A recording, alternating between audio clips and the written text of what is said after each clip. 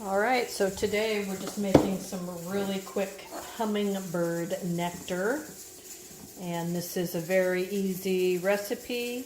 1 part refined white sugar to 4 parts water. You don't have to boil it.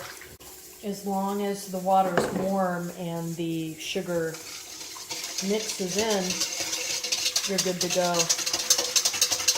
According to the Smithsonian, at least. I'll link that below so you can see it for yourself.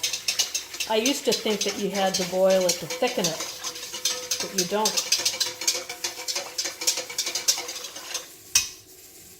I used pretty warm tap water. Yes, you can use tap water.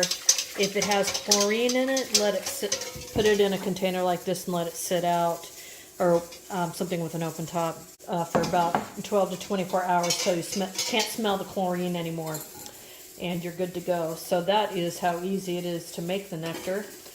Then all you do is fill up your hummingbird feeders. And if you have any extra, pop it in the fridge, and it will stay good for about a week.